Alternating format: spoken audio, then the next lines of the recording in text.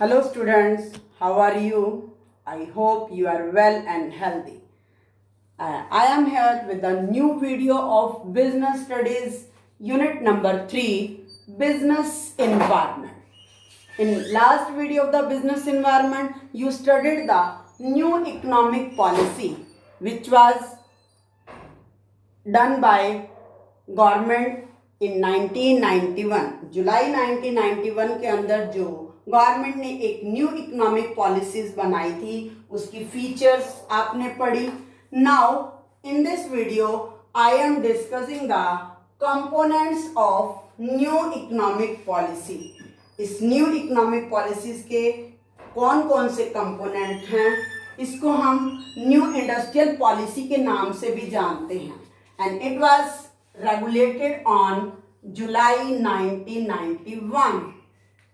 And first component of this economic policy, that is liberalization. Liberalization means liberty, provide liberty. तो किस reason से क्या liberty दी गई? Liberty is given to the industry to removal of unnecessary control. जो business unit पर, manufacturing unit पर government ने पहले अपने अननेसेसरी कंट्रोल और रेस्ट्रिक्शंस जो हार्ड एंड स्टिक लगाए हुए थे वो उन्होंने रिमूव कर दिए. जैसे डी लाइसेंसिंग, लाइसेंस के लिए जो उनके रूल्स पहले बहुत हार्ड एंड स्टिक थे उनको रिमूव करके लाइसेंसिंग की पॉलिसी को सॉफ्ट बनाया गया. और इनकरेजिंग प्राइवेट सेक्टर को इनकरेज किया गया कि वो डिफरेंट इंडस्ट्रीज में अपने बिजनेस सेटअप करें. उनको इनकरेज किया, प्रोत्साहित किया, डिफरेंट जो है इनिशिएटिव दे करके गवर्नमेंट ने कि प्राइवेट सेक्टर जो है नई नई इंडस्ट्रीज को ग्रो करे. एंड साथ के साथ मल्टीनेशनल कंपनीज को भी इंडिया में इनवाइट किया गया कि वो इंडियन इकोनॉमी में मनी इन्वेस्ट करें, अपनी कंपनीज को ओपन करें और अपने उस बिजनेस को एक्सपेंड करें. तो लिबरलाइजेशन के अंदर कोटा पॉलिसी स्टार्ट की गई, लाइसेंस देने की पॉलिसी को सॉफ्ट बनाया गया और प्राइवेट सेक्टर को इनकरेज किया गया. जैसे पहले प्राइवेट सेक्टर पर रेस्ट्रिक्शंस थे वो रिमूव कर दिए गए. अब पब्लिक सेक्टर में बहुत ही कम जो है वो इंडस्ट्रीज रखी गई. तो लिबरलाइजेशन के द्वारा हमारी इंडियन इंडस्ट्रीज ने बहुत से बेनिफिट उठाए. फॉर एग्जांपल लाइसेंस को एबॉलिश किया गया, नो रेस्ट्रिक्शन ऑफ किसी भी बिजनेस के कॉन्ट्रैक्शन और एक्सपेंशन. कॉन्ट्रैक्शन होता है उसको छोटा करना. अगर कोई कंपनी जो है रेगुलरली लॉस में जा रही है तो then he want easily remove the industry. And same expansion is the increase of the business. Increase of the business, any business unit can enter in the industry. Next, movement of goods and services के ऊपर जो restrictions थी वो easy उनको remove कर दिया गया. पहले गवर्नमेंट की परमिशन लेनी होती थी. नेक्स्ट जो है प्राइस, गुड्स और सर्विसेज के प्राइस को फिक्स करने में जो रेस्ट्रिक्शंस थी उनको रिमूव कर दिया गया. अब हर इंडस्ट्री अपने गुड्स और सर्विसेज के प्राइस खुद ही सेटअप कर लेती थी. नेक्स्ट, टैक्स रेट में रिडक्शन दिया गया ताकि प्राइवेट सेक्टर और उत्साह से जो है इंडस्ट्रियल यूनिट को सेटअप करे. एंड इंपोर्ट और एक्सपोर्ट के प्रोसीजर को सिंप्लीफाई किया गया. लास्ट था liberal process to attract the foreign capital को अपने इंडिया इकोनॉमी के अंदर इनवाइट किया गया. This is the effect of liberalization. Next, second component of the new economic policy is privatization. Privatization means giving greater role to private sector. पहले जो था private sector का रोल जो था वो कम था. इस न्यू इकोनॉमिक पॉलिसीज के जरिए के द्वारा they provide the greater role to private sector. उन्होंने प्राइवेट सेक्टर को बहुत ही ज्यादा रोल पे कर दिया in the nation building process and a reduce role of public sector. और पब्लिक सेक्टर के जो रोल था उसको रिड्यूस किया गया. इस पॉलिसी के बाद केवल 4 ही इंडस्ट्रीज ऐसी बची थी जो सिर्फ पब्लिक सेक्टर के लिए फिक्स थी. उस बाकी सब इंडस्ट्रीज के अंदर प्राइवेट सेक्टर जो है अपनी इंडस्ट्रीज को सेटअप कर सकता था। तो this is was the reversal, ये बिल्कुल पहले वाली पॉलिसी से बिल्कुल रिवर्स जो था डेवलपमेंट था। डेवलपमेंट स्ट्रेटेजी गवर्नमेंट ने अडॉप्ट की थी, हमारे इंडियन प्लानर्स ने अडॉप्ट की थी। इससे पहले क्या था, रोल पब्लिक सेक्टर का ज्यादा था, वो प्राइवेट सेक्टर में अपनी इंडस्ट्रीज को नहीं देना चाहते थे। लेकिन ये इस इकोनॉमिक पॉलिसी ने बिल्कुल ही रिवर्सल जो है डेवलपमेंट स्ट्रेटेजी अपनाई। इस प्राइवेटाइजेशन के जरिए जो है गवर्नमेंट के बहुत सारा इनिशिएटिव लिया। For example disinvestment means selling the public sector industries to the private sector 100% और 51%।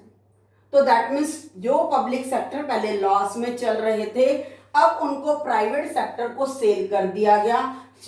वो 100% शेयर भी हो सकता है और 51% शेयर तक भी सेल हो सकता है। That is called disinvestment. तो इससे क्या हुआ, जो पब्लिक सेक्टर अंडरटेकिंग से उनको अब पब्लिक सेक्टर से प्राइवेट सेक्टर में ट्रांसफर कर दिया गया, उनको डिल्यूट किया गया।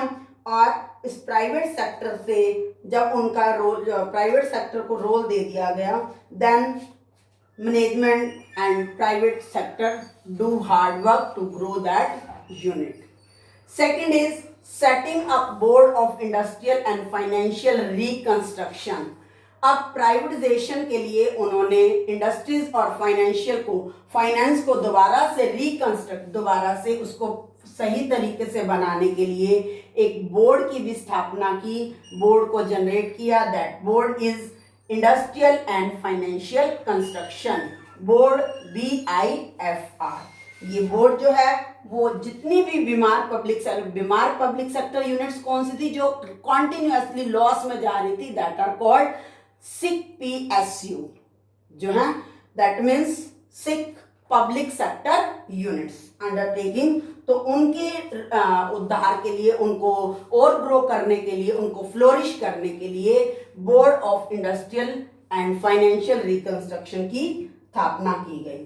थर्ड मेन कंपोनेंट है ग्लोबलाइजेशन। ग्लोबलाइजेशन का मीनिंग होता है ये to do the trade and business with all the world countries. तो इससे क्या होता है, वर्ल्ड जो है छोटे से मार्केट के रूप में उभर कर आया। तो globalisation means integrating the various economies of the world. जो वर्ल्ड की डिफरेंट इकोनॉमीज थी उनको leading towards the emergence well integrated global economy. सभी देशों के साथ मिलकर एक अच्छे तरीके से वेल इंटीग्रेटेड मेथड से बिजनेस करना, so that it called global economy. It was done in the new economic policy and it is called globalisation. तो ग्लोबलाइजेशन के जरिए नेशनल इकोनॉमी को इंटीग्रेट किया गया, वर्ल्ड की दूसरी इकोनॉमी के साथ उनको जोड़ा गया और डिफरेंट जो बैरियर्स थे, जो डिफरेंट फॉरेन ट्रेड में डिफरेंट प्रॉब्लम्स थी, उनको सॉल्व किया गया और ट्रेड और कैपिटल की मूवमेंट बहुत इजीली की गई। नेक्स्ट 1991 तक जो इंडियन गवर्नमेंट थी वो इसके लिए इंपोर्ट और एक्सपोर्ट के लिए बहुत ही स्ट्रिक्ट रूल फॉलो करती थी। लाइसेंसिंग, इंपोर्ट की लाइसेंसिंग पॉलिसी बहुत हार्ड थी, तो वो सारी रेस्ट्रिक्शंस को रिमूव कर दिया गया। एंड न्यू इकोनॉमिक पॉलिसी का मेन एम था कि liberalise for foreign capital investment and technology. Foreign capital को इजीली अपने देश में लाना और टेक्नोलॉजी का जो है कोलैबोरेशन होना, एक कंट्री से दूसरे कंट्री में उसका ट्रांसफर होना। तो एक्सपोर्ट प्रमोशन जो है वो स्टार्ट किए गए, रैशनलाइजेशन हुआ, टैरिफ स्ट्रक्चर बनाए गए and reforms with respect to the foreign exchange and country does not remain isolated from the rest of the world. And globalization increase in the level of interaction. So इससे क्या हुआ, goods और services का flow पूरे world के साथ, हमारा जो वर्ल्ड के साथ ट्रेड जो है every goods and services easily होने लगा, फ्री फ्लो होने लगा और कैपिटल का भी डिफरेंट नेशंस के साथ फ्लो होना स्टार्ट हो गया। और इंफॉर्मेशन और टेक्नोलॉजी का फ्लो भी एक कंट्री से दूसरे कंट्री में बहुत इजीली होने लगा, और लोग भी, पीपल भी एक कंट्री से दूसरे कंट्री में एम्प्लॉयमेंट के लिए, टेक्नोलॉजी के लिए ट्रांसफर होने लगे। एंड कॉमन एक्सेप्टेबल मैकेनिज्म जो है वो स्टार्ट किया गया कि अगर कोई वर्ल्ड इकोनॉमी में काम करते हैं, डिफरेंट कंट्रीज के साथ अगर कोई डिस्प्यूट होता है तो उसके सॉल्यूशन के लिए भी एक जो है कॉमन एक्सेप्टेबल मैकेनिज्म प्रोसीजर बनाया गया, एंड एक ग्लोबल गवर्नेंस पर्सपेक्टिव भी बनाया गया उन सबके डिफरेंट कंट्रीज के बीच में होने वाले डिस्प्यूट को सॉल्व करने के लिए एक कॉमन जो है इंस्टीट्यूशन भी बनाए गए, ताकि इस कंट्री वर्ल्ड के अंदर होने वाले डिफरेंट कंट्रीज में अगर कोई ट्रेड से रिलेटेड जो है वो डिस्प्यूट है तो उनको वो सॉल्व करेगा।